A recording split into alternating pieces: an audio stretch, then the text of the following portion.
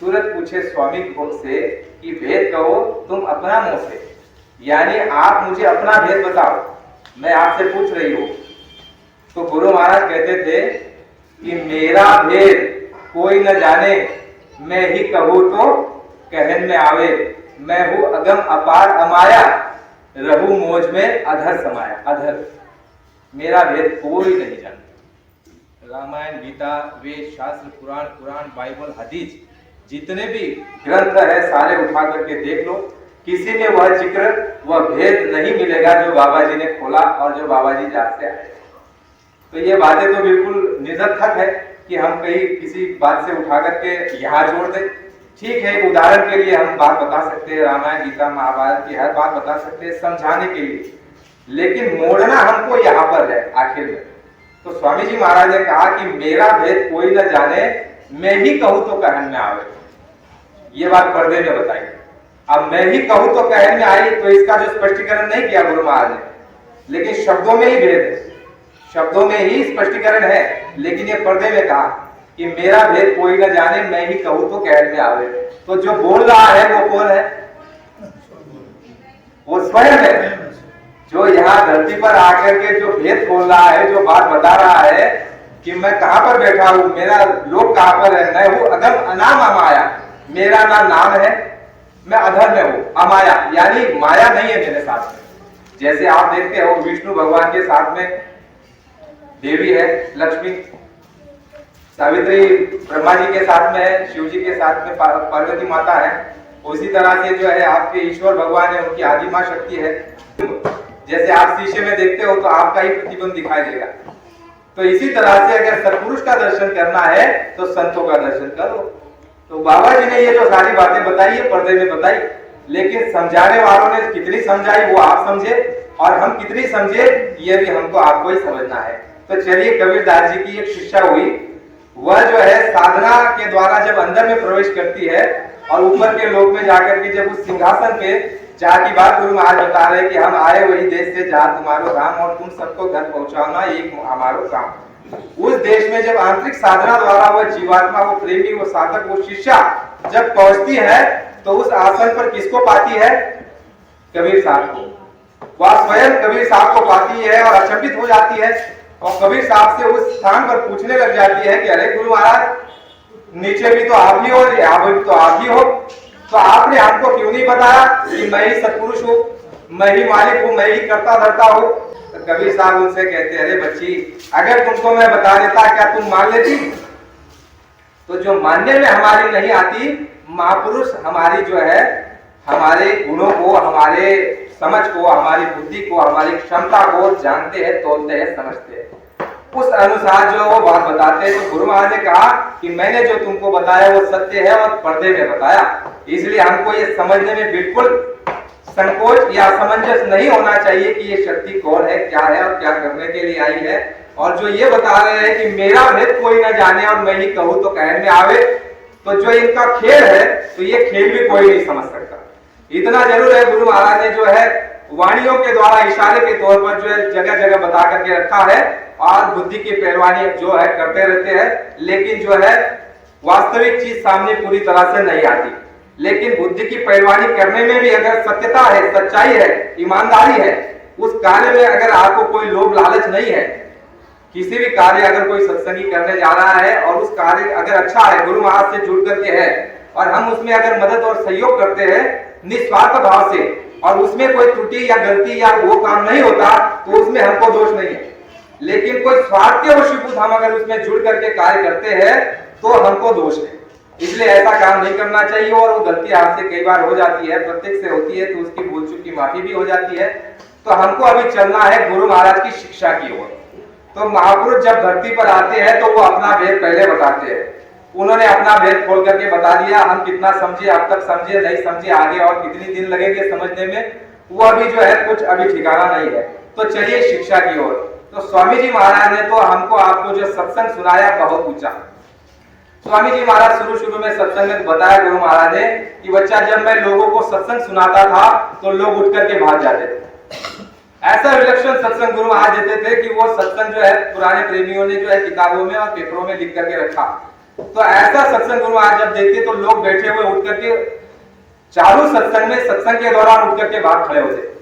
तो स्वामी जी महाराज ने कहा कि जब मैंने देखा कि ऐसी परिस्थिति हो रही है तो मैंने फिर उदाहरण देना शुरू कर दिया कि देखो तुम्हारे रामचरितमानस में क्या लिखा है, देखो तुम्हारे गीता भागवत में क्या लिखा है, देखो तुम्हारे जो है 18 शास्त्रों में क्या लिखा है, देखो पुराण और बाइबल में क्या लिखा है।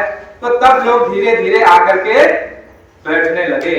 तो स्वामी जी महाराज ने रामचरितमानस के विषय में भी कहा है, स्वामी जी महाराज ने कहा है रामचरितमानस के विषय में कि गोस्वामी जी महाराज ने जब 80 घाट में काशी में जब प्रचार करना शुरू किया सूरज शब्द मार्ग का, और घट की बात बताना शुरू किया कि घट में राम, घट में सीता, घट में ब्रह्मा, घट में महादेव, घट में गंगा, घट में तीर्थ, जब ऐसा प्रचार करना काशी में आरंभ कर दिया तो वहां के बड़े बड़े विद्वानों ने इतना विरोध किया उनका गोस्वामी जी महाराज का कि गोस्वामी जी महाराज को घट रामायण बनाने के बाद उसको छुपाना पड़ा, उसको काशी में छुपाना पड़ा।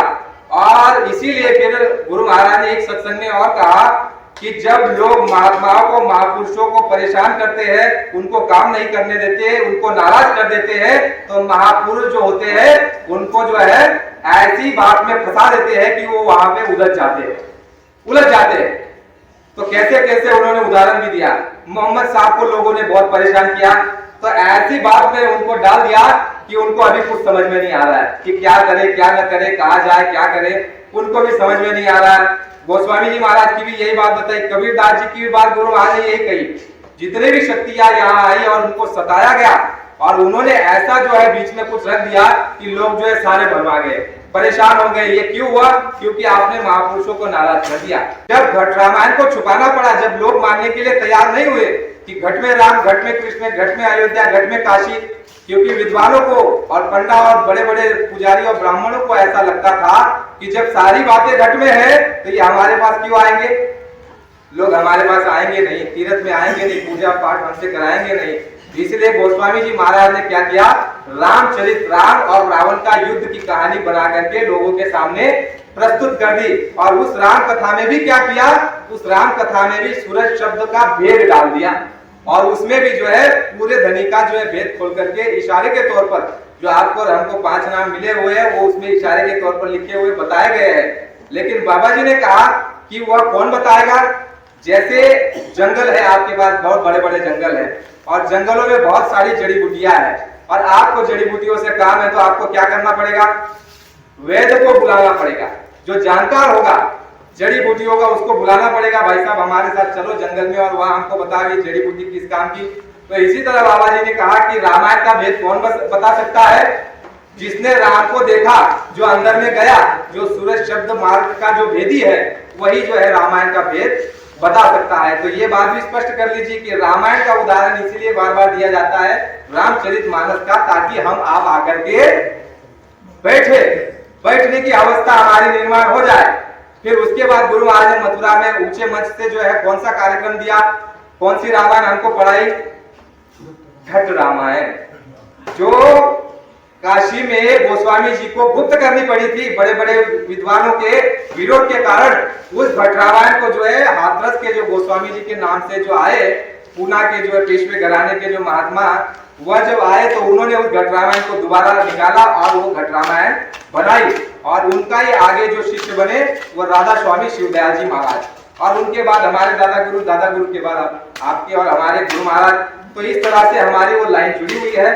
तो उन्होंने जब उस घट रामायण को निकाला तो बाबा जी ने जो है घट रामायण का प्रचार और प्रसार इतने बड़े पैमाने पे किया कि आज तक विश्व में घट रामायण के बारे में सिवाय गुरु महाराज के इतना बड़ा विश्लेषण कोई नहीं कर पाया।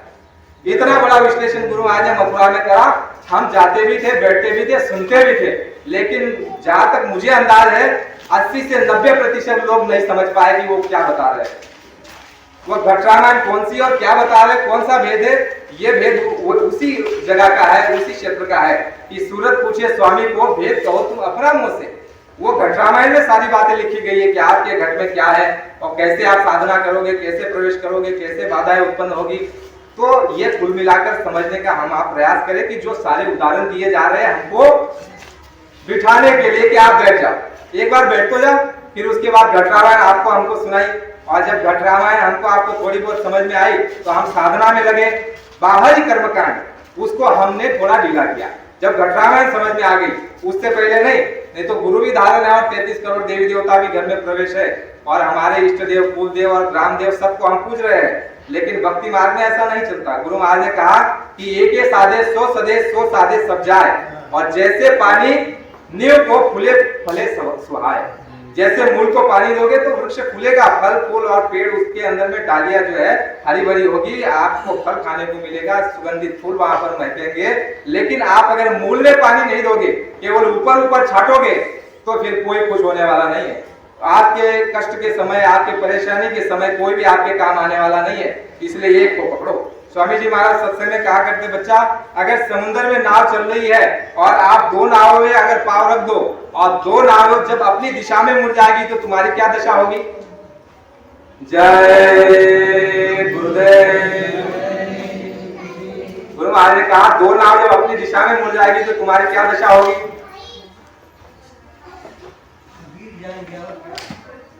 दो भाग हो जाएंगे हमारे, तो हमारा ठोर ठिकाना कहीं लगेगा?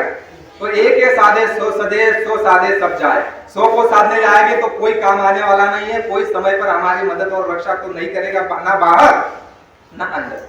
तो गुरु महाराज ने कहा कि कोई अपना संगी साथी बना लो जो तुम्हें बाहर भी मदद करे, अंदर भी मदद करे और इस लोक को छोड़ने के बाद भी मदद करे। बच्चा मुझसे तुम मदद ले लो, मदद ले लो। एक तरफ तो अपना भेद बता रहे हैं कि मैं हूँ अगम अमाया, मैं हूँ मुझ में अदर समाया, मेरा भेद कोई न जाने और नहीं कहो तो कहने में आवे। दूसरी तरफ कह रहे हैं कि मैं तुम्हारा सेवक हूँ, धोबी हूँ और मैं तुम्हारा मददगार हूँ और मैं तुम्हारा सच्चा सेवक हूँ और मैं तुम्हारा सच्चा बच्चा हूँ, मुझसे सेवा कर लो, सेवा ले लो मुझसे। तो पर्दे में बात हुई कि नहीं? पर्दे में बात, ये समझने की बात है। महापुरुषों ने कहा है कि सैन बैन समझे नहीं तो आपको कुछ ना कहो, उनको कुछ मत कहो जो सैन बैन ना समझे। इसलिए गुरु महाराज की बात बड़ी समझने की है। तो स्वामी जी महाराज ने हमको आपको सत्संग दिया। पहले तो बाहर का भेद पहले बताया, क्योंकि तभी हम बैठेंगे और जब बैठेंगे तो सुनेंगे तो थोड़ा सा अमल में लाने का प्रयास करेंगे। तो स्वामी जी महाराज ने तो पहले तो हमारे भ्रम को तोड़ दिया। जो भ्रम हमने सारा पाल करके रखा था, बहुत सारे भ्रम है, 60 वर्षों में जो है गुरु महाराज ने बताया, सिखाया, समझाया, वह भी समय हमारे लिए कम पड़ गया, इसीलिए क्योंकि हम समझ नहीं पाए। इसलिए 1 घंटे में वो सारी बातें समझ में नहीं आने वाली। भ्रम ये सारा संसार जो आज तक हमने अपने जो है अपने बर्तन में जो डाल करके रखा था कि ये मेरा, वो मेरा, ये मेरे काम आएगा, ये मेरा अपना। गुरु महाराज ने कहा कि सुई की नोक जितना भी यहाँ से तुम ले जा नहीं सकते, और ये जिनको अपना कह रहे हो इनमें से कोई तुम्हारे काम उस समय में नहीं आएगा। उस समय पे तुम कोई अपना संगी साथी बना लो, और जब तुमको यहाँ से जाना है तो किसी जानकार को पूछो कि भाई यहाँ से जाना है तो कहाँ जाना है, और कहाँ जाना है तो क्या सामग्री लगेगी, और क्या सामग्री लगेगी तो कहाँ तक काम आएगी, और दोबारा लौट करके कब आएंगे, या फिर यहाँ से कैसे जाएंगे और कब जाएंगे। तो कोई जानकार आपको मिल जाएगा और वह आपको बता देगा। तो स्वामी जी महाराज ने कहा कि ये हिंसा तुम पर भी आए, जब काल एक दिन शीश पर धाये, 7 दिन की तुम करो उपाय, धन हाकिम कुछ काम न आई, हुकिम हाकिमी सभी नसावे, सुख संपदा तेरे काम न आवे, ताते गुरु भक्ति कर लीजिए, जीवन सफल कमाई कर लीजिए।